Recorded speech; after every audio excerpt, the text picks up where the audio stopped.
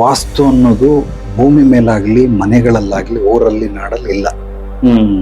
ವಾಸ್ತು ಅನ್ನೋ ಕಾನ್ಸೆಪ್ಟ್ ನೋಡಿ ಇಲ್ಲಿದೆ, ನಮ್ಮ ಮೆದ್ಲಲ್ಲಿದೆ, ನಮ್ಮ ಮನ್ಸಲ್ಲಿದೆ, ಬುದ್ಧಿಲಿದೆ ಹೊರತು ಖಂಡಿತವಾಗ್ಲೂ ಭೂಮಂಡಲದಲ್ಲಿ ವಾಸ್ತು ಅನ್ನೋದು ಏನೂ ಇಲ್ಲ.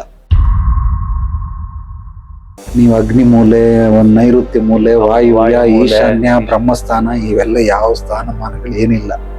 ಮನೆ ಅಂದ್ರೆ ಗಾಳಿ ಬೆಳಕು ಮನೇಲಿ ಇರ್ಬೇಕು, ಇದೇ ವಾಸ್ತು. ಚೆನ್ನಾಗಿ ಬರ್ಬೇಕು.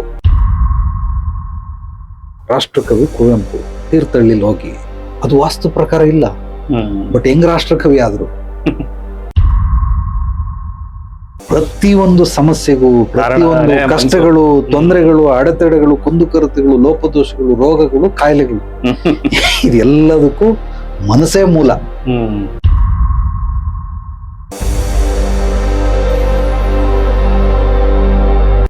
ಗುರುಗಳೇ, ನನ್ನ ಮುಂದಿನ ಪ್ರಶ್ನೆ ಇದು ಅದ್ಭುತವಾದಂತ ಒಂದು ವಿಷಯ. ಸೊ ಇದು ಬೇಕೇ ಬೇಕು ಎಲ್ಲರಿಗೂ ಅಂತ, ಅಂದ್ರೆ ಮನೆ ಕಟ್ಟೋದಕ್ಕೆ ಬಹಳ ಮುಖ್ಯ ಅಂತ ಹೇಳ್ತಾರೆ ವಾಸ್ತು. ವಾಸ್ತು ಅಂದ್ರೆ ನಮ್ಮ ಮನೆ ಹೇಗಿರ್ಬೇಕು, ಈ ಮನೆಯಲ್ಲಿ ಏನೋ ಒಂದ್ ಸ್ವಲ್ಪ ಯಾವ ಮೂಲೆಯಲ್ಲಿ ಈ ಅಡುಗೆ ಕೋಣೆ ಇರ್ಬೇಕು, ಬಾತ್ರೂಮು, ಲಿವಿಂಗ್ ರೂಮು, ಸೊ ಇದಕ್ಕೆಲ್ಲಾ ವಾಸ್ತು ಬೇಕು ಅಂತ ಹೇಳ್ತಾರೆ. ಸೊ ಏನು ಇಲ್ದೇನೆ ಮನೆ ಕಟ್ಬಿಟ್ಟಿರ್ತಾರೆ, ಹಳೆ ಮನೆಗಳಿರುತ್ತೆ. ಸೊ ಆ ರೀತಿ ಇರೋವಾಗ ಏನೇನ್ ಚೇಂಜಸ್ ಮಾಡ್ಕೋಬೇಕು?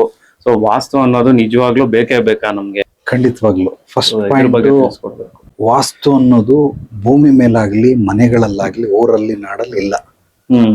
ವಾಸ್ತು ಅನ್ನೋ ಕಾನ್ಸೆಪ್ಟ್ ನೋಡಿ ಇಲ್ಲಿದೆ, ನಮ್ಮ ಮೆದ್ಲಲ್ಲಿದೆ, ನಮ್ಮ ಮನ್ಸಲ್ಲಿದೆ, ಬುದ್ಧಿಲಿದೆ ಹೊರತು ಖಂಡಿತವಾಗ್ಲೂ ಭೂಮಂಡಲದಲ್ಲಿ ವಾಸ್ತು ಅನ್ನೋದು ಏನೂ ಇಲ್ಲ. ಭೂಮಿಲಿರೋದು ಮೂರು: positive energy, positive vibration; negative energy, negative vibration; neutral energy, neutral vibration. ಈ ಮೂರು ಭೂಮಿಯ ಯಾವುದೇ ತುತ್ತ ತುದಿಗೋಗಿ ಇದು ಮೂರು ನಿಮಗೆ ಸಿಗ್ತದೆ. ಒಂದು ಉದಾಹರಣೆಗೆ, ಯಾವುದೋ ಒಂದು ಮಂದಿರಕ್ಕೆ ಹೋಗಿ ಅಲ್ಲಿ ನಿಮ್ಮ ಮನಸ್ಸು ಹೇಗೆ ರಿಯಾಕ್ಟ್ ಮಾಡುತ್ತೆ, ಬಾಡಿ, ಮೈಂಡ್, ಸೋಲ್, ಖುಷಿ ಆಗುತ್ತೆ. ಅಲ್ಲಿ ವಾತಾವರಣ ಅಲ್ಲಿದೊಂದು ನಮ್ಗೆ ಕೂಲ್ ಆಗಿರುತ್ತೆ. ಅದೇ ಆಸ್ಪತ್ರೆಗೆ ಹೋಗಿ ಬೆಳಿಗ್ಗೆಯಿಂದ ಸಾಯಂಕಾಲದವರೆಗೂ KC ಜನರಲ್ ಇದ್ದು ಬನ್ನಿ, ಸಾಯಂಕಾಲ ಬಂದ್ಮೇಲೆ ನಿಮ್ ಬಾಡಿ, ಮೈಂಡ್, ಸೋಲ್ ನೋಡಿ ಏನಾಗಿರ್ತದೆ, ಏನೇನೋ ಚಿಂತೆ ಮಾಡ್ತಾ ಇರ್ತದೆ, ನೆಗೆಟಿವ್. ಪೊಲೀಸ್ ಸ್ಟೇಷನ್ ಹೋಗಿ ಕೂತ್ಕೊಳ್ಳಿ, ಬೆಳಿಗ್ಗೆಯಿಂದ ಸಾಯಂಕಾಲದವರೆಗೂ ಬನ್ನಿ, ಆಗ ನಿಮ್ ಬಾಡಿ, ಮೈಂಡ್, ಸೋಲ್ ಹೆಂಗೆ ರಿಯಾಕ್ಟ್ ಮಾಡ್ತಾ ಇದೆ ನೋಡಿ. ಅಂದ್ರೆ ಯಾವ್ದು ನೆಗೆಟಿವ್, ಯಾವ್ದು ಪಾಸಿಟಿವ್, ಯಾವ್ದು ನ್ಯೂಟ್ರಲ್ ನೋಡಿ. ಒಂದ್ ನಿಸರ್ಗ ತಾಣಕ್ಕೆ ಹೋಗಿ, ನಂದಿ ಬೆಟ್ಟಕ್ಕೆ ಹೋಗಿ, ಅಕ್ಕಯ್ಯಮ್ಮನ ಬೆಟ್ಟಕ್ಕೆ ಹೋಗಿ, ಅಲ್ಲಿ ಹೋದ್ರೆ ಏನೋ ಒಂಥರ ತಂಗಾಳಿ, ಅದ್ಭುತವಾದ ದೃಶ್ಯ. ಇದು ಹಂಗೆ ಒಂದ್ ಸ್ಮಶಾನಕ್ಕೆ ಹೋಗಿ ಹೆಣ ಸುಡ್ತಾ ಇರೋದಕ್ಕೆ ಹೋಗಿ, ಆ ವಾರಣಾಸಿಲ್ ಮಣಿಕರ್ಣಿಕಾ ಘಾಟ್ ಅಂತ, ಅಲ್ಲಿ ಹೋದ್ರೆ ಏನ್ ರಾಶಿ ರಾಶಿ ಸುಡ್ತಾ ಇರ್ತಾರೆ. ಮನ್ಸಿಗೆ ಒಂಥರ ಏನೋ ಇರಿಟೇಟ್ ಆಗುತ್ತೆ. ಅಂದ್ರೆ ಆ ವಾತಾವರಣ ಏನಿದೆಯೋ ಅದು ನಮ್ಮ ಮೇಲೆ ಪ್ರಭಾವವನ್ನು ಬೀರ್ತಾ ಇರ್ತಾರೆ. ಅದಕ್ಕೆ ಒಂದ್ ಕಡೆ positive energy, negative energy, neutral energy ಇದಿದೆ ಹೊರತು ಯಾವ್ದು ವಾಸ್ತು ಅನ್ನೋದು ಏನು ಇಲ್ಲ ಜಗತ್ತಲ್ಲಿ. ಈ ದಿಕ್ಕು ಆ ದಿಕ್ಕು ಯಾವ ದಿಕ್ಕೇ ಇಲ್ವಲ್ಲ ಇಲ್ಲಿ. ಪೂರ್ವ ದಿಕ್ಕು, ಸೂರ್ಯ ಹುಟ್ಟದ, ಸೂರ್ಯ ಹುಟ್ಟೋದು ಇಲ್ಲ, ಮುಳುಗೋದು ಇಲ್ಲ. ಭೂಮಿ ತಿರುಗೋದ್ರಿಂದ ನಿಮ್ಗೆ ಹಂಗ ಭಾಸವಾಗುತ್ತೆ. ಅದು ವಾಡಿಕೆ, ಆಡು ಭಾಷೆ ಅಂತಾರೆ. ಸೂರ್ಯ ಹುಟ್ಟತಾನೆ ಮುಳುಗ್ತಾನೆ, ಸೂರ್ಯ ಹುಟ್ಟೋದು ಇಲ್ಲ, ಮುಳುಗೋದಿಲ್ಲ. ಭೂಮಿ ತಿರುಗೋದ್ರಿಂದ ನಿಮ್ಗೆ ಹಂಗೆ ಭಾಸವಾಗುತ್ತೆ. ಕೇವಲ ಭೂಮಿ ನೆಟ್ಟಿಗಿಲ್ಲ, ಸ್ವಲ್ಪ ಕ್ರಾಸ್ ಇದೆ, ಒಂದು 16 to 20% ಕ್ರಾಸ್ ಇದೆ.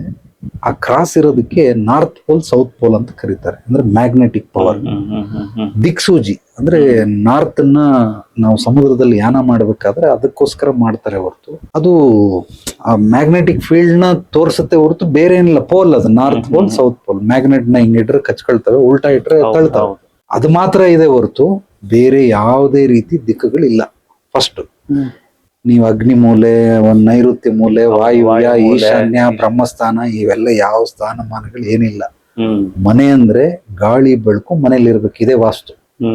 ಚೆನ್ನಾಗಿ ಬರ್ಬೇಕು. ಇನ್ನೊಂದು ವಾಸ್ತು ಇದೆ, ಚೆನ್ನಾಗಿ ಸಂಪಾದನೆ ಆದ್ರೆ ಅದೇ ವಾಸ್ತು. ಚೆನ್ನಾಗಿ ಬಾಯಿ ತುಂಬಾ ಬಂದವ್ರಿಗೆ ಅತಿಥಿ ಸತ್ಕಾರ ಮಾಡಿದ್ರೆ, ಮನೇಲಿರೋರ್ನೆಲ್ಲ ಚೆನ್ನಾಗಿ ಮಾತಾಡ್ಸಿದ್ರೆ ಪ್ರೀತಿಯಿಂದ, ಅದೇ ವಾಸ್ತು. ಈ ದಿಕ್ಕು ಕಟ್ಕೊಂಡು ಅವೆಲ್ಲ ಏನಾಗಬೇಕಾಗಿಲ್ಲ, ಅವೆಲ್ಲ ನಯಾ ಪೈಸಕ್ಕೆ ಉಪಯೋಗ ಇಲ್ಲ. ವಾಸ್ತು ವಾಸ್ತು ವಾಸ್ತು ಅಂತೇಳಿ ಅದೊಂದು ದೊಡ್ಡ ದಂಧೆ ಆಗ್ಬಿಟ್ಟೈತೆ. ಯಾವ ವಾಸ್ತು ಇಲ್ಲ, ಏನಿಲ್ಲ. ನಾನು ಹೇಳದ್ನಲ್ಲ, ಮನಸ್ಸು ವಾಸ್ತು ಇಲ್ಲಿದೆ ಹೊರತು ಭೂಮಿ ಮಂಡಲದಲ್ಲಿ ಯಾವ್ದು ವಾಸ್ತು ಇಲ್ಲ. ನೆಗೆಟಿವ್ ಎನರ್ಜಿ ಇದ್ರೆ ಅವ್ನ್ ಲಾಸ್ ಆಗ್ತಾನೆ. ಈಗ ರಾಷ್ಟ್ರಕವಿ ಕುವೆಂಪು ತೀರ್ಥಹಳ್ಳಿಲಿ ಹೋಗಿ ಅದು ವಾಸ್ತು ಪ್ರಕಾರ ಇಲ್ಲ, ಬಟ್ ಹೆಂಗ್ ರಾಷ್ಟ್ರಕವಿ ಆದ್ರು. ನೀವು ಲೀಲಾ ಪ್ಯಾಲೇಸು, ಲೀ ಮೆರಿಡಿಯನ್ನು, ಸೊ ಇಂಥ ಇದಕ್ಕೆಲ್ಲ ಹೋಗಿ ನೀವು ಯಾವುದೇ 5 ಸ್ಟಾರ್ ಹೋಟ್ಲು 7 ಸ್ಟಾರ್ ಹೋಟ್ಲ್ಗಳು ಹೋಗಿ, ಯಾವುದು ವಾಸ್ತು ಪ್ರಕಾರ ಇಲ್ಲ. ಮತ್ತೆ ಹೆಂಗ್ 7 ಸ್ಟಾರ್ ಕೊಟ್ಬಿಟ್ರು, 3 ಸ್ಟಾರ್ ಹೆಂಗ್ ಕೊಟ್ಬಿಟ್ರು? ಒಂದು ವಾಸ್ತು ಪ್ರಕಾರವಾಗಿ ಕಟ್ಟಿರೋ ಮನೆ, ಒಬ್ಬ ಸಿನಿಮಾ ನಟಂದು ಮನೆ ತಗೊಂಡ, ಅವನ ಮನೆಗೆ ಹೋದ, ಅವನಿಗೆ ಆ ತಗೊಳ್ಳೋ ಯೋಗ್ಯತೆ ಇಲ್ಲ, ಬಟ್ ತಗೊಂಡು ಅದ್ಭುತವಾಗಿ ಬೆಳೆದೋಗ್ಬಿಟ್ಟ. 15 ಕೋಟಿಯಿಂದ 150 ಕೋಟಿ ದುಡ್ಡು ಮಾಡ್ದ. ವಾಸ್ತು ಇದೆ, 100% ವಾಸ್ತು. ಅವನು 150 ಕೋಟಿ ದುಡ್ಡು ಮಾಡ್ಮೇಲೆ ಅದನ್ನ ಇನ್ನೊಬ್ಬನ ಮಾರ್ಬಿಟ್ಟು ಅವ್ನು ಇನ್ನೊಂದು ಬೇರೆ ಕಡೆ ಹೋಗಿ ಒಂದು 300 ಎಕರೆ ಜಮೀನ್ ತಗೊಂಡ. ಈಗ ಇನ್ನೊಬ್ಬ ಬಂದಲ್ಲ, ಅವನು ಎಷ್ಟು ಬರ್ಬಾದ್ ಆಗ್ಬಿಟ್ಟ ಅಂತಂದ್ರೆ 150 ಕೋಟಿ ತಗೊಂಡ ಆ ಜಮೀನ್, ಅವನು ಬೆಳೆದ್ನಲ್ಲ ಅನ್ಬಿಟ್ಟು ಇವನ್ 150 ಕೋಟಿ ಸಾಲ ಮಾಡಿ ತಗೊಂಡ. 3 ವರ್ಷದಲ್ಲಿ ಹೆಂಡತಿ ಮಕ್ಕಳು ಸರ್ವನಾಶ ಆಗೋದು. ಅದು ಏನಕ್ಕೆ ಗುರುಗಳೇ? ಅದು ಈಗ ವಾಸ್ತು ಅಂದ್ಮೇಲೆ ಒಬ್ರಿಗೆ ಬೆಳೆಸ್ತು ಇನ್ನೊಬ್ರಿಗೆ ಅಳಿಸ್ತು ಅಂದ್ರೆ ಯಾವ ಸೀಮೆ ವಾಸ್ತು? ಈಗ ದುಡ್ಡು ನನ್ನ ಹತ್ರ ಇದ್ರು ನನಗೂ ಹೆಲ್ಪ್ ಮಾಡ್ತದೆ, ನಿಮ್ಮ ಹತ್ರ ಇದ್ರೆ ನಿಮಗೂ ಹೆಲ್ಪ್ ಮಾಡ್ತದೆ. ಈಗ ವಾಸ್ತು ಹಂಗೆ ವಾಸ್ತು ಪ್ರಕಾರ ಇದ್ಮೇಲೆ ಎಲ್ರಿಗೂ ಹೆಲ್ಪ್ ಮಾಡ್ಬೇಕಲ್ಲ. ಅವನ್ ಯಾಕೆ ಸಾಯಿಸ್ತು, ಇವನ್ ಯಾಕೆ ಉದ್ಧಾರ ಮಾಡ್ತು? ಮೊದ್ಲು ಸಿನಿಮಾ ನಟ ತಗೊಂಡವನ್ ಅವನು ಉದ್ಧಾರ ಆದ, ಅದನ್ನ ತಗೊಂಡವನ್ ಇನ್ನೊಬ್ಬ ಉದ್ಧಾರ ಆದ, ಮೂರನೇವನ್ ಯಾಕೆ ಹಾಳಾದ? ಮತ್ತೆ ವಾಸ್ತು ಎಲ್ಲಿದೆ? ವಾಸ್ತು ಪ್ರಕಾರವಾಗಿದ್ಮೇಲೆ ಈಗ ವಾಸ್ತು ಇವನಿಗೆ ಯಾಕೆ ಕೆಲಸ ಮಾಡ್ಲಿಲ್ಲ? ಇಲ್ಲಿ ವಾಸ್ತು ಕೆಲಸ ಮಾಡಲ್ಲ, ಕರ್ಮ ಸಿದ್ಧಾಂತಗಳು ಕೆಲಸ ಮಾಡ್ತವೆ. ನಿಮ್ಮ ನಿಮ್ಮ ಕರ್ಮ ಫಲಗಳು ಏನಿದೆ ಅದ್ರ ಪ್ರಕಾರ ಕೆಲಸ ಮಾಡ್ತವೆ. ಈ ಜ್ಯೋತಿಷ್ಯಕ್ಕೂ ಅಷ್ಟೇ, ಎಲ್ಲಾ ಜ್ಯೋತಿಷರು ಮೇಷರಾಶಿ, ನಂದು ಸ್ವಾತಿ ನಕ್ಷತ್ರ, ತುಲಾ ರಾಶಿ, ಯಾವ ರಾಶಿ ನಕ್ಷತ್ರಗಳು ಕೆಲಸ ಮಾಡೋದಿಲ್ಲ. ಚೆನ್ನಾಗಿ ತಿಳ್ಕೊಂಬಿಡಿ. ಈಗ ಡಾಕ್ಟರ್ ರಾಜ್ಕುಮಾರ್ ಹುಟ್ಟಿದಾಗ ಇಡೀ ಭಾರತದಲ್ಲಿ ಬೇಡ ಕರ್ನಾಟಕದಲ್ಲಿ 1 ಲಕ್ಷ ಜನ ಹುಟ್ಟಿರ್ತಾರೆ. ಎಲ್ರು ರಾಜ್ಕುಮಾರ್ ಆದ್ರ? ಯಾರೋ ಒಬ್ಬ ಜ್ಯೋತಿಷಿ ಟಿವಿಲಿ ಹಾಕೊಂಡು ಇದಕ್ಕೆ ರಾಜಯೋಗ ಇದೆ, ಇದು ಉಚ್ಚವಾಗಿದೆ, ನೀಚವಾಗಿದೆ, ಡಾಕ್ಟರ್ ರಾಜ್ಕುಮಾರ್ಗೆ ಇಂತಿಂತ ಯೋಗ ಇದೆ ಅಂತ ಅವ್ರು ಹುಟ್ಟದಾಗ ಸಕ್ಕಿರೋರ್ನ 1000 ಜನ ಕರ್ಕೊಂಬರ್ತೀನಿ. ಎಲ್ರಿಗೂ ಅನ್ವಯ ಆಗುತ್ತ ಅವ್ನು ಹೇಳೋದು? ಆಗಲ್ಲ. ಯಾಕಾಗಲ್ಲ? ಆಗಲ್ಲ ಅಂದ್ಮೇಲೆ ಯಾಕೆ ನಂಬೇಕು ನಾವು ಜ್ಯೋತಿಷ್ಯನ? ರಾಶಿ ನಕ್ಷತ್ರದಿಂದ ಯಾಕೆ ಬೀಳ್ಬೇಕು? ನಮ್ಗೆ ಫಲಾಫಲಗಳ ಬಗ್ಗೆ ಯಾಕೆ ಬೀಳ್ಬೇಕು? ಅದ ಹಂಗ ಬರೋದಿಲ್ಲ. ಕರ್ಮಾನುಸಾರವಾಗಿ ಒಬ್ಬೊಬ್ಬ ಮನುಷ್ಯ ಏನ್ ಮಾಡ್ಬೇಕು, ಏನ್ ಆಗ್ಬೇಕು, ಎಷ್ಟು ಸಂಪಾದನೆ ಮಾಡ್ಬೇಕು ಅಂತ ನಿಸರ್ಗ ಡಿಸೈಡ್ ಮಾಡ್ತಾನೆ, ಭಗವಂತ ಡಿಸೈಡ್ ಮಾಡ್ತಾನೆ ಹೊರತು ಯಾವ ರಾಶಿ ನಕ್ಷತ್ರಗಳು ಡಿಸೈಡ್ ಮಾಡಲ್ಲ. ಇದು ಹೆಂಗೆ ಅಂದ್ರೆ, ಒಂದು ಕೊಂಬೆ ಇದೆ, ಅದ್ರ ಮೇಲೆ ಒಂದು ಪಕ್ಷಿ ಕುಂತಿದೆ. ಕೊಂಬೆ ಗಾಳಿಗೆ ಬಂದು ಬಿದ್ದೋಯ್ತು, ಪಕ್ಷಿನೂ ಅದ್ರ ಜೊತೆ ಸತ್ತೋಯ್ತು. ಪಕ್ಷಿ ಯಾಕೆ ಸಾಯ್ಬೇಕು? ಅಯ್ಯೋ ಮುಂಡಿದೆ, ನಿನಗೆ ರೆಕ್ಕೆ ಇಲ್ವಾ?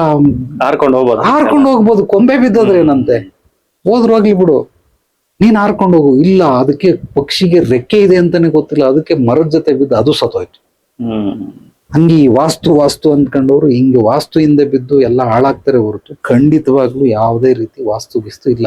ಮೊದಲು ನಾನು ಹೇಳದ್ನಲ್ಲ, ದೈಹಿಕ ಬಲ, ಮಾನಸಿಕ ಬಲ, ಆತ್ಮಿಕ ಬಲ, ವಿಲ್ ಪವರ್ ಹೆಚ್ಚಿಸ್ಕೊಳ್ಳಿ. ಎಲ್ಲಾ ವಾಸ್ತುಗಳು ಸರೋಗ್ತವೆ, ಎಲ್ಲಾ ಜ್ಯೋತಿಷ್ಯ ಸರೋಗ್ತವೆ, ಎಲ್ಲಾ ರಾಶಿ ನಕ್ಷತ್ರಗಳು, ಎಲ್ಲಾ ಸಂಖ್ಯೆಗಳು ಸರೋಗ್ಬಿಡ್ತವೆ. ಇದು ಬಿಟ್ಬಿಟ್ಟು ನಾವು ವಾಸ್ತು ಗೀಸ್ತು ಅಂತ ಏನಿಲ್ಲ. ಒಂದು ಘಟನೆ ಹೇಳ್ತೀನಿ. ದೊಡ್ಡ ಮನೆ 30x50, ಟೀಚರ್ ಆಕೆ. ಮನೆಗೆ ಹೋದ್ಮೇಲೆ ಏನೋ ಒಂದು ಭಯ ಕಾಡ್ತಾ ಇದೆ ಅವಳಿಗೆ. ಪಟಕನ್ನಾಗ ರಾತ್ರಿ ಹೊತ್ತು ಎದ್ದು ಬಿಡ್ತಾಳೆ, ಏನೇನೋ ಮಾಡ್ತಾಳೆ. ಗಂಡನ್ಗೆ ಫುಲ್ ಭಯ ಆಗೋಯ್ತು. ಹಾಸ್ಪಿಟ್ಲ್ ಕರ್ಕೊಂಡೋದ, ಸೈಕ್ಯಾಟ್ರಿಸ್ಟ್ ಹತ್ರ ಕರ್ಕೊಂಡೋದ, ಯಂತ್ರ ಮಂತ್ರ ತಂತ್ರ ಎಲ್ಲಾ ಮಾಡಿಸ್ದ. ಏನ್ ಮಾಡಿಸಿದ್ರು ವಾಸ್ಟ್ಲಿ ಆಗ್ಲಿಲ್ಲ. ಅವಳಿಗೆ ಇನ್ನೂ ಹೆಚ್ಚುತ್ತಾ ಇದೆ ಹೊರತು ದೊಡ್ಡ ದೊಡ್ಡ ಫೇಮಸ್ ಸೆಲೆಬ್ರಿಟಿಗಳು ಅಂದ್ರೆ ಈ ತರ ಗುರುಗಳ ಹತ್ರ ಎಲ್ಲ ಹೋದ, ಎಲ್ಲೂ ಆಗ್ಲಿಲ್ಲ. ನನ್ನ ಹತ್ರ ಬಂದ, ಸೀದಾ ಹೋದೆ ಮನೆಗೆ, ಎಲ್ಲ ನೋಡಿದೆ. ಈ ಓಪನ್ ಕಿಚನ್ ಕಾನ್ಸೆಪ್ಟ್ ಅದು. ಒಂದು ಪೂರ್ತಿ ಒಂದ್ ನೋಡಿ, ಹಿಂಗೆ ಮನೆ ಇದೆ, ಇಲ್ಲಿಂದ ಡೋರು ಅಂದ್ರೆ ಈಸ್ಟ್ ಡೋರು, ಆ ಕಡೆ ಮೂಲೆಯಿಂದ ಈ ಕಡೆ ಮೂಲೆ. ಇವಾಗ ಇದು ಫುಲ್ ಸ್ಕ್ವೇರ್ ಅಂದ್ರೆ ಇಲ್ಲಿ ಡೋರು, ಇಲ್ಲಿ ಕಿಚನ್. ಈ ಕಿಚನ್ಗೆ ಏನ್ ಮಾಡ್ಬಿಟ್ಟಿದ್ದಾರೆ ಇವಾಗ, ಅದು ಕಾನ್ಸೆಪ್ಟ್ ಇದು, ಸುತ್ತ ಓಡಾಡೋದು. ಇವಾಗ ನಾನು ಇಲ್ಲಿ ಕುತ್ಕೊಂಡು ಅಡುಗೆ ಮಾಡ್ತಾ ಇದೀನಿ, ಹಿಂದ್ಗಡೆ ಡೋರ್ ಇದೆ, ಅಲ್ಲಿಂದ ಯಾರೋ ಬರ್ತಾರೆ ಹೋಗ್ತಾರೆ. ಇವಳಿಗದು ಭಯ. ನಾನೇನ್ ಮಾಡಿದೆ, ಇಲ್ಲಿ ಯಾವ ವಾಸ್ತು ಗಿಸ್ತು ಇಲ್ಲಪ್ಪ, ಇದನ್ನ ತೆಗೆದ್ಬಿಟ್ಟು ಹಿಂಗೆ ಉಲ್ಟಾ ಮಾಡಿಸ್ಬಿಡು, ಅವಳು ಆ ಕಡೆ ನಿಂತ್ಕೊಂಡು ಅಡುಗೆ ಮಾಡಿದ್ರೆ ಯಾರು ಬರ್ತಾರೆ ಗೊತ್ತಾಗುತ್ತೆ. ಇದಕ್ಕೆ ನನ್ನ ಹತ್ರ ಬರೋದಕ್ಕಿಂತ ಮುಂಚೆ ಅವನು ಸುಮಾರು ಗುರುಗಳ ಹತ್ರ ಹೋಗಿ ಸುಮಾರು 1 ಕೋಟಿಯಷ್ಟು ಖರ್ಚು ಮಾಡ್ಕೊಂಬಂದ. ನಾನು ಬರೀ ಹೋಗೋದಕ್ಕೆ ಬರೋದಕ್ಕೆ ಕನ್ಸಲ್ಟೇಷನ್ ಫೀಸ್ ಇಸ್ಕೊಂಡಿದ್ದಷ್ಟೇ, ಇದೊಂದು ಚೇಂಜ್ ಮಾಡು ಅಂತ. ಮಾಡಿದ್ಮೇಲೆ ಅದ್ಭುತವಾಗಿದ್ದಾಳೆ. ಯಾವ ಮೆಡಿಸಿನ್ ಇಲ್ಲ, ಯಾವುದೇ ವಿದ್ಯೆಗಳನ್ನು ಉಪಯೋಗಿಸಿಲ್ಲ, ಏನ್ ಸಿಂಪಲ್ ಲಾಜಿಕ್. ಈಗ ನನಗೂ ಅಷ್ಟೇ, ಇಲ್ಲಿ ಹಿಂದ್ಗಡೆ ಡೋರ್ ಇಟ್ಬಿಟ್ರೆ ಯಾರಾದ್ರೂ ಬರ್ತಾ ಇದ್ರು ಹೋಗ್ತದೆ, ನನಗೂ ಭಯ ಆಗುತ್ತೆ, ಗೊತ್ತಾಗಲ್ಲ ನಮ್ಗೆ. ಆಬ್ವಿಯಸ್ಲಿ ಅದು ತಿರುಗಿ ನೋಡ್ತಾ ಯಾರೋ ಬಂದ್ರು ಅಂತ. ಎದುರುಗಡೆಯಿಂದ ಬಂದ್ರೆ ಈಗ ನೋಡಿ, ಅಲ್ಲಿಂದ ಡೋರ್ ಬರ್ತಾರೆ, ಯಾರು ಬರ್ತಾರೆ ಗೊತ್ತಾಗ್ಬಿಡ್ತದೆ. ಹಿಂಗಿದ್ರೆ ಧೈರ್ಯ ಜಾಸ್ತಿ. ನಾನು ಏನಾದ್ರೂ ಅದ್ರ ವಿರುದ್ಧ ಕೂತ್ಕೊಂಡ್ರೆ ನನಗೂ ಭಯ ಆಗುತ್ತೆ. ಇದು ಸಹಜವಾದ ಅಂದ್ರೆ ಸಾಮಾನ್ಯವಾಗಿ ಸರಳ ಜ್ಞಾನ ಇದು. ಹೌದು. ಇದನ್ನ ತಿಳ್ಕೊಳ್ಳಿಲ್ಲ ಅಂತಂದ್ರೆ ಮನುಷ್ಯ ಇನ್ನೇನ್ ತಿಳ್ಕೊಳ್ತಾನೆ? ಇದನ್ನ ವಾಸ್ತು ವಾಸ್ತು ವಾಸ್ತು ಅಂತ ಹೇಳ್ಬಿಟ್ಟು ಸುಮಾರು ಮನೆಗಳನ್ನ ಕಾಂಪೌಂಡ್ ಎಲ್ಲ ಒಡಿಸಿ, ಮನೆ ಡೋರ್ ಒಡಿಸಿ, ಮೇಲ್ಗಡೆ ಬಾಲ್ಕನಿ ಇತ್ತು ಅದನ್ನ ಕಿತ್ತಾಕ್ಸಿ, ಏನೇನೋ ಮಾಡಿಸಿ ಈ ಕಲ್ ಚೆನ್ನಾಗಿಲ್ವಂತೆ.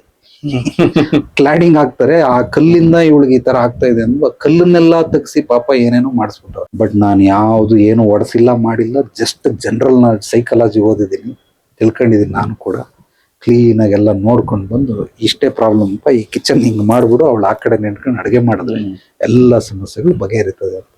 3 ದಿವಸದಲ್ಲಿ ಅವಳಿಗೆ ಧೈರ್ಯ ಬಂತು. ಇಷ್ಟೇ ಸಮಸ್ಯೆ. ಅಂದ್ರೆ ಎಲ್ಲಾ ಸಮಸ್ಯೆಗಳಿಗೂ ನಾವು ಶಾಸ್ತ್ರ ವಿದ್ಯೆಗಳಿಂದನೇ ಸಾಲ್ವ್ ಮಾಡ್ಬೇಕು ಅಂತಿಲ್ಲ, ಜನರಲ್ ನಾಲೆಡ್ಜ್ ಉಪಯೋಗಿಸಿದ್ರೆ ಬರ್ತದೆ. ಈಗ ಅವನು 1 ಕೋಟಿ ಹತ್ತತ್ರ ಖರ್ಚು ಮಾಡಿದವನು ನನಗ್ ಬರೀ ಒಂದು 10-15 ಸಾವಿರ ದುಡ್ಡು ಕೊಟ್ಬಿಟ್ಟು ಸಾಲ್ವ್ ಮಾಡ್ಕೊ. ಇಷ್ಟೇ. ವಾಸ್ತು ಅನ್ನೋದು ನಿಜವಾಗ್ಲೂ ಏನಿಲ್ಲ. ವಾಸ್ತುವಿಂದ ಏನೋ ಬೀಳಕ್ ಹೋಗ್ಬೇಡಿ, ಅದೊಂದು ದೊಡ್ಡ ಕಾಯಿಲೆ. ನನ್ಗನ್ಸುತ್ತೆ ಅದೊಂದು ಡ್ರಗ್ ಅಡಿಕ್ಟ್ ಅದು ಬೇಕಾಗಿಲ್ಲ. ಸೊ ಮನೆಗೆ ಅದ್ಭುತವಾಗಿ ಒಂದು ಶಕ್ತಿ ಚೈತನ್ಯ, ಎಲ್ಲ ಕಡೆ ನ್ಯೂಟ್ರಲ್ ಇರುತ್ತೆ. ಅದನ್ನ ಪ್ಲಸ್ ಬೇಕಾದ್ರೂ ಮಾಡ್ಬೋದು, ಮೈನಸ್ ಬೇಕಾದ್ರೂ ಮಾಡ್ಬೋದು. ಕೆಲವೊಂದ್ ಕಡೆ ಮೈನಸ್ ಇರೋದನ್ನು ಪ್ಲಸ್ ಮಾಡ್ಬೋದು, ಪ್ಲಸ್ ಇರೋದನ್ನು ಮೈನಸ್ ಮಾಡ್ಕೊಳ್ಬೋದು. ಅದು ನಮ್ಮ ಕೈಯಲ್ಲಿದೆ, ಎಲ್ಲ ನಮ್ಮ ಕೈಯಲ್ಲೇ. ನನ್ನ ಆಲೋಚನೆ ನಾನು ಹೇಗೆ ಮಾಡ್ತೀನಿ. ಮೂಲವಾಗಿ ವಾಸ್ತು ಕ್ರಿಯೇಟ್ ಆಗೋದೇ ಆಲೋಚನೆಯಿಂದ, ಸ್ಥಳದಿಂದ ಇಲ್ಲ, ಆಲೋಚನೆಯಿಂದ ಕ್ರಿಯೇಟ್ ಆಗುತ್ತೆ. ಒಳ್ಳೆ ಜಾಗನ ನಾನು ವಾಸ್ತು ಸರಿ ಇಲ್ಲ ಅಂತ ಅನ್ಕೊಂಡು ನಾನು ಡ್ಯಾಮೇಜ್ ಮಾಡ್ಕೊಳ್ತೀನಿ, ಕೆಟ್ಟ ಜಾಗನ ನಾನು ವಾಸ್ತು ಅದ್ಭುತವಾಗಿದೆ ಅನ್ಕೊಂಡು ನಾನು ಸರಿ ಮಾಡ್ಕೊಳ್ತೀನಿ. ಎಲ್ಲಾನು ನಮ್ಮ ಆಲೋಚನೆಯಿಂದಾನೇ ಅದು ಆಗುತ್ತೆ. ಖಂಡಿತವಾಗ್ಲೂ ಎಲ್ಲಾ ಸಮಸ್ಯೆಗೂ ಮೂಲ ಕಾರಣ ಏನು ಅಂದ್ರೆ ಮನಸ್ಸು. ಪ್ರತಿಯೊಂದು ಸಮಸ್ಯೆಗೂ, ಪ್ರತಿಯೊಂದು ಕಷ್ಟಗಳು, ತೊಂದರೆಗಳು, ಅಡೆತಡೆಗಳು, ಕುಂದುಕೊರತೆಗಳು, ಲೋಪದೋಷಗಳು, ರೋಗಗಳು, ಕಾಯಿಲೆಗಳು, ಇದೆಲ್ಲದಕ್ಕೂ ಮನಸ್ಸೇ ಮೂಲ. ಈ ಮನಸ್ಸಿನ ವಾಸ್ತುವನ್ನ ತಿದ್ಕೊಳ್ಳಿ, ಇನ್ನೆಲ್ಲ ವಾಸ್ತುಗಳು ಸರಿ ಹೋಗ್ಬಿಡುತ್ತೆ. ನಂದೇನ್ ಕೆಲಸ ಇಲ್ಲಿ ಕೌನ್ಸಿಲಿಂಗು, ಹೀಲಿಂಗು, ಹಿಪ್ನೋಥೆರಪಿ, ಈ 3 ಮೂಲಕ ಆ ಮನಸ್ಸಿನ ವಾಸ್ತುವನ್ನ ಸರಿ ಮಾಡ್ತೀನಿ. ಈ 3 ಬೇಕೇ ಬೇಕು. ಕೆಲವ್ರಿಗೆ ಶಾಸ್ತ್ರಗಳ ಮೂಲಕನೇ ಹೇಳಿ ಅಂತಾರೆ, ನಾನು ಶಾಸ್ತ್ರಗಳನ್ನು ಉಪಯೋಗಿಸ್ಕೊಂಡೆ ಅವ್ರನ್ನ ಇದನ್ನ ತಿದ್ದುತ್ತೀನಿ. ಕೆಲವ್ರಿಗೆ ಹಂಗೆ ತಿದ್ದಿದ್ರೆ ಕೊಟ್ರೆ ಶಂಕದಿಂದ ಭದ್ರನ ತೀರ್ಥ ಅಂತಾರಲ್ಲ, ಹಂಗಾಗಿ ಆಯ್ತು ಪಾಪ ಜ್ಯೋತಿಷದ ಮೂಲಕನೇ ಸಾಲ್ವ್ ಮಾಡ್ತೀನಿ ಬಾರಯ್ಯ, ವಾಸ್ತು ಮೂಲಕನೇ ಸಾಲ್ವ್ ಮಾಡ್ತೀನಿ ಬಾರಯ್ಯ. ನನಗ್ ವಾಸ್ತು ಬೇಕಾಗಿಲ್ಲ, ಬಟ್ ಅವನಿಗೆ ಬೇಕು. ಆದ್ರಿಂದ ಏನ್ ಮಾಡ್ತೀನಿ, ಅವನ್ ಕೇಳಿದ್ ಕೊಡ್ಬೇಕಲ್ಲ. ಈಗ ನಾನು ಅಂಗಡಿ ಇಟ್ಟಿದ್ದೀನಿ, ನೀವ್ ಯಾವ ಕಲರ್ ಶರ್ಟ್ ಕೇಳ್ತೀರ ಆ ಕಲರ್ ಕೊಡ್ಬೇಕು. ಅದು ಬೇಡ ಇದನ್ ತಗೋ ಅಂತಂದ್ರೆ ಅದು ನನ್ನ ಇಚ್ಛೆ, ನೀವು ಕೇಳಿದ್ ಕೊಡ್ಬೇಕು. ಅದಕ್ಕೆ ಗುರುಗಳು ಏನ್ ಮಾಡಿದ್ರು, ನೀನ್ 108 ವಿದ್ಯೆಗಳು ಕಲ್ತ್ಕೊಂಡ್ರು, ಯಾರ್ಯಾರು ಯಾವ್ದಾದ್ ಬೇಕು ಅದು ಕೊಡು ಅಂತ. ಹಂಗಾಗಿ 108 ವಿದ್ಯೆ ಕಲ್ತ್ಕೊಂಡಿರೋದ್ರಿಂದ ಅದೊಂದು ಅದ್ಭುತವಾಗಿ ನಮ್ಗೆ ಕೆಲ್ಸಕ್ಕೆ ಬಂತು. ಬಟ್ ಯಾವುದೇ ರೀತಿ ವಾಸ್ತು ಇಲ್ಲ, ಮನಸ್ಸಿನ ವಾಸ್ತುವನ್ನ ಸರಿ ಮಾಡ್ಕೊಳ್ಳಿ, ಸಮಾಜದ ವಾಸ್ತು ಕೂಡ ಸರೋಗ್ತದೆ, ನಾಡು ದೇಶ ಎಲ್ಲ ಸುಭೀಕ್ಷವಾಗಿರ್ತದೆ. ಇದು ಒಳ್ಳೆ ವಿಚಾರ. ಸೊ ಅದು ಬಹಳ ಮುಖ್ಯ. ಮನಸ್ಸಿನ ಒಂದು ಮನಸ್ಸನ್ನ, ನಮ್ಮ ಮನಸ್ಸನ್ನ ನಾವೇ ಸರಿ ಮಾಡ್ಕೋಬೇಕು. ಹೌದು. ನೀವು ಅಲ್ಟಿಮೇಟ್ ಎಲ್ಲೇ ಹೋದ್ರು ಏನೇ ಹೋದ್ರು, ಮನೆ ಎಲ್ಲಾ ನದಿಗಳು ಹೋಗಿ ಸಮುದ್ರಕ್ಕೆ ಸೇರೋದು. ಅದಕ್ಕೆ ಎಲ್ಲಾ ಮೂಲಗಳು ನೋಡಿದ್ರೆ ಅದು ಮನಸ್ಸಲ್ಲೇ ಇರ್ತದ ಹೊರತು ಬೇರೆ ಎಲ್ಲೂ ಸಾಧ್ಯವೇ ಇಲ್ಲ. ಎಲ್ಲಾ ಸಮಸ್ಯೆಗೂ ಮೂಲ ಮನಸ್ಸೇ ಕಾರಣ. ಆ ಮನಸ್ಸಿನ ವಾಸ್ತುವನ್ನ ಸರಿ ಮಾಡ್ಕೊಳ್ಳಿ, ನಿಮ್ಮ ಜೀವನದ ವಾಸ್ತು ಕೂಡ ಸರಿ ಮಾಡ್ಕೊಳಕ್ ಆಗ್ಲಿಲ್ಲ ಅಂದ್ರೆ ಬನ್ನಿ, ಸರಿ ಮಾಡ್ತೀನಿ. ಒಳ್ಳೆ ವಿಚಾರಗಳು. Thank you. ಸೊ ಹಂಗಾಗಿ ಕೆಲವೊಂದು ವಿಚಾರಗಳನ್ನ ಮನುಷ್ಯ ತಿಳ್ಕೊಡ್ಬೋದು. ಇನ್ನೊಂದು ಹೇಳ್ತೀನಿ ಕೇಳಿ. ಅವಾಗೆಲ್ಲ ನಿಮ್ಗೂ ಗೊತ್ತಿರೋ ಸೈಬರ್ ಸೆಂಟರ್ ಅಂತ ಹೇಳ್ತಾ ಇದ್ರು. ಹೌದು.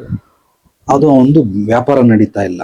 ಯಾರ್ಯಾರೋ ಬರ್ತಾರೆ, ವಾಸ್ತು ಪಂಡಿತರು, ಏನೋ ಪೂಜೆ ಪುನಸ್ಕಾರ ಇವೆಲ್ಲ ಮಾಡ್ತಾರೆ. ಎಲ್ಲ ಮಾಡ್ಬಿಟ್ಟು ಸುಮಾರು ಅವನು ಅವಾಗ ಆಗಿನ ಕಾಲದಲ್ಲಿ ಒಂದು 60-70 ಸಾವಿರ ಖರ್ಚು ಮಾಡ್ಬಿಟ್ಟಿದ್ದೆ. ನಾನು ಅವಾಗ ಕಲಿತಾ ಇರೋಂತ ಸಮಯ ಅಂದ್ರೆ 2006-7 ಇಸ್ವಿಯಲ್ಲಿ ನಾನು ಒಂದ್ಸಲ ಕರ್ಕೊಂಡು ಹೋದ. ಅವಾಗ ನಾನು ಬರೀ 100 ರೂಪಾಯಿಗೆ ಮಾರ್ತಾ ಇದ್ದೆ. 100 ರೂಪಾಯಿ ಕೊಟ್ಟ, ಹೆಂಗಿದೆ ನೋಡಿ ಏನು ಅಂತ. ಸೈಬರ್ ಸೆಂಟರ್ ನೋಡಿದಿರಲ್ಲ, ಎಲ್ಲರಿಗೂ ಏನಂದ್ರೆ ಪ್ರೈವಸಿ ಬೇಕು, ಒಂದು ಸ್ಕ್ರೀನ್ ಅಲ್ಲಿ ಏನ್ ಮಾಡಿದಾನೆ ಅಂದ್ರೆ, ಇವಾಗ ನಾನು ಇಲ್ಲಿ ಕಂಪ್ಯೂಟರ್ ಇದೆ, ಹಿಂದ್ಗಡೆ ಚೇರ್ ಇದೆ, ಹೊರಕಳಕ್ ಜಾಗ ಇದೆ, ಇಲ್ಲಿಂದ ಎಂಟ್ರೆನ್ಸ್ ಇದು. ಬಂದವರೆಲ್ಲ ಸ್ಕ್ರೀನ್ ತೆಗೆದ್ಬಿಡೋರು ನೋಡಕ್ಕೆ, ಅವ್ರಿಗೆ ಯಾರೋ ಬಂದ್ರು ಅಂತ ಸೇಮ್ ಇದೇ ತರನೇ. ನಾನೇನ್ ಮಾಡಿದೆ, ನಿನ್ಗೆ ವಾಸ್ತು ಪೂಜೆ ಎಲ್ಲ ಏನ್ ಬೇಡಪ್ಪ, ಈ ಕಂಪ್ಯೂಟರ್ನ ಹಿಂಗ್ ತಿರುಗಿಸ್ಬಿಡು ಅಂದೆ. ಅಂದ್ರೆ ಈಗ ಅವ್ನು ಅಲ್ಲಿ ಕೂತ್ಕೊತಾನೆ, ಕಂಪ್ಯೂಟರ್ ಈ ಕಡೆ ಇದೆ, ಯಾರಾದ್ರೂ ಬಂದ್ರೆ ಕ್ಲೀನ್ ಆಗಿ ಗೊತ್ತಾಗ್ತದೆ ಏನ್ ನೋಡ್ತಾವನೆ ಅಂತ ಗೊತ್ತಾಗಲ್ಲ. ಎಲ್ರಿಗೂ ಬೇಕಾಗಿರೋದು ಪ್ರೈವಸಿ. ಆ ಪ್ರೈವಸಿನ ಏನ್ ಮಾಡಿದೆ, ಎಲ್ಲ ಹಿಂಗ್ ಮಾಡಿ ಸ್ವಲ್ಪ ಖರ್ಚಾಯ್ತು, ಬಟ್ ಎಲ್ಲ ತಿದ್ಕೊಂಡು ಆವತ್ತಿಂದ ಕಾಯ್ಕೊಂಡು ಕೂತಿರ್ತಾರೆ. ಪ್ರತಿ ಕಂಪ್ಯೂಟರ್ ಒಂದು 20 ಕಂಪ್ಯೂಟರ್ ಇಟ್ಕೊಂಡಿದ್ದ. ಬೆಳಿಗ್ಗೆಯಿಂದ ರಾತ್ರಿ 10 ಗಂಟೆವರೆಗೂ ಕ್ಯೂ ಮೇಲ್ ಕ್ಯೂ. ಕೊನೆಗೆ ಅದನ್ನ ಅವ್ನಿಗೆ ಮೇಂಟೈನ್ ಮಾಡಕ್ ಆಗದ್ರೆ ಪಕ್ಕದ ಅಂಗಡಿ ಖಾಲಿ ಮಾಡಿ ಅಲ್ಲೊಂದು 20 ಕಂಪ್ಯೂಟರ್ ಇಟ್ಟ, ಅದು ಫುಲ್ ರಶ್. ಅದು ಬಿಟ್ಬಿಟ್ಟು 3 ಅಂಗಡಿಗಳು ತಗೊಂಡ, ಮೇಲ್ಗಡೆ ಖಾಲಿ ಆಯ್ತು, ಅಲ್ಲೂ 20 ಅಲ್ಲೂ ಫುಲ್ ರಶ್. ಅಂದ್ರೆ ಇಲ್ಲಿ ಯಾವ ವಾಸ್ತು ಗೀಸ್ತು ಇಲ್ಲ, ಒಂದ್ ಸ್ವಲ್ಪ ಸೈಕಾಲಜಿ ಯೂಸ್ ಮಾಡಿ ಹೌದು ನೀವು ಎಲ್ರಿಗೂ ಪ್ರೈವಸಿ ಬೇಕೇ ಬೇಕು. ಈಗ ಸಡನ್ ಆಗಿ ಹಿಂಗ್ ಬಂದ್ಬಿಟ್ರೆ ಹೌದು ಅವ್ರು ಏನೋ ಪರ್ಸನಲ್ ಆಗಿ ನೋಡ್ತಾ ಇರ್ತಾರೆ, ಎಂತವ್ರಿಗೂ ಭಯ ಆಗುತ್ತೆ, ಇನ್ನೊಂದ್ಸಲ ಬರಲ್ಲ ಹೋಗ್ಯಾ ಇಲ್ಲೇ ಅಂದ್ಬಿಟ್ಟು ಬಿಟ್ಬಿಡ್ತಾರೆ. ಇಲ್ಲ ಅಂದ್ರೆ ಸ್ಕ್ರೀನ್ ತೆಗೆದ್ಬಿಟ್ಟು ಡೋರ್ ಹಾಕ್ಬಿಡ್ಬೇಕು. ಅದನ್ನು ಹೇಳಿದೆ, ಡೋರ್ ಹಾಕ್ಬಿಡು, ಯಾರಾದ್ರೂ ಬಂದ್ರೆ ತಟ್ಟಬೇಕು, ಡೈರೆಕ್ಟ್ ಆಗಿ ನೋಡಂಗಿಲ್ಲ ಅಂತ. ಆದ್ರೂ ಅದು ಟೆಂಪ್ರರಿ ಸೊಲ್ಯೂಷನ್, ನಾನು ಹೇಳಿದ್ದು ಪರ್ಮನೆಂಟ್ ಸೊಲ್ಯೂಷನ್. ಇದನ್ನ ಮಾಡ್ಕೊಂಬಿಡು, ನೀನ್ ಏನ್ ಮಾಡಿದ್ರು ನಿನ್ ಬಿಸ್ನೆಸ್ ಕಡಿಮೆ ಆಗಕ್ ಸಾಧ್ಯವೇ ಇಲ್ಲ. ಒಂದ್ ಸಿಂಪಲ್ ಸೊಲ್ಯೂಷನ್, ಯಾವ ಮಂತ್ರ ಇಲ್ಲ, ಯಂತ್ರ ಇಲ್ಲ, ತಂತ್ರ ಇಲ್ಲ, ಯಾವುದೇ ವಿದ್ಯೆಗಳನ್ನ ಕಲೆಗಳನ್ನ ಉಪಯೋಗಿಸಿಲ್ಲ. ಓನ್ಲಿ ಸೈಕಾಲಜಿ ಯೂಸ್ ಮಾಡಿ ಸಮಸ್ಯೆಗಳನ್ನ ಬಗೆಹರಿಸಬಹುದು. ಇದು ನಾನು ಇಂತ ಮಾಡೋದು ಕೆಲಸನೇ ಜಾಸ್ತಿ ಮಾಡೋದು, ಹೆಚ್ಚಾಗಿ ಮಾಡೋದು. ಸೊ ಒಳ್ಳೆ ಒಂದು ಸಲಹೆ ಕೊಟ್ರಿ ನಮ್ಮ ವೀಕ್ಷಕರಿಗೆ, ವಾಸ್ತು ಬಗ್ಗೆ ಒಂದು ವಿಚಾರ ತಿಳಿಸ್ಕೊಟ್ಟಿದ್ದೀರಾ.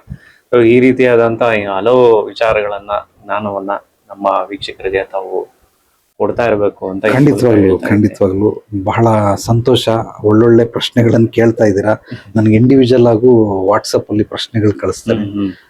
ಗುರುಗಳೇ ಈ ಸಬ್ಜೆಕ್ಟ್ ಬಗ್ಗೆ ನೆಕ್ಸ್ಟ್ ಮಾಡಿ ಅಂತ ಅವರೇ ಒಂದು 10-15 ಸಬ್ಜೆಕ್ಟ್ ಕೊಟ್ಬಿಟ್ಟಿದ್ದಾರೆ. ಸೊ ಈಗ ನನಗೆ ಟೈಮ್ ಟ್ರಾವೆಲ್ ನನ್ಗೆ ಬಂದಿಲ್ಲ ಐಡಿಯಾ, ಅದು ಅದರಿಂದ ಒಳ್ಳೆ ವಿಚಾರ. ಇದ್ರ ಬಗ್ಗೆ ಟೈಮ್ ಟ್ರಾವೆಲ್ ಬಗ್ಗೆ ಹೇಳಿ ಅಂತ ಹಂಗಾಗಿ ಹೇಳಿದೆ. ಸೊ ಎಲ್ರಿಗೂ ಬಹಳ ಬಹಳ ಅತ್ಯದ್ಭುತವಾಗಿ ರೆಸ್ಪಾನ್ಸ್ ಕೊಡ್ತಾ ಇರೋದ್ರಿಂದ ಖಂಡಿತವಾಗ್ಲೂ ನೀವು ಕೇಳುವಂತ ಎಲ್ಲ ಪ್ರಶ್ನೆಗಳಿಗೂ ಅಥವಾ ಸಮಾಜದಲ್ಲಿ ಜಾಗೃತಿ ಮೂಡಿಸೋದಕ್ಕೆ ಏನೇನ್ ಬೇಕೋ ಅದೆಲ್ಲವನ್ನ ಮುಂದಿನ ಸಂಚಿಕೆಗಳು ನೋಡ್ಬೋದು. ಎಲ್ರಿಗೂ ಒಳ್ಳೇದಾಗ್ಲಿ.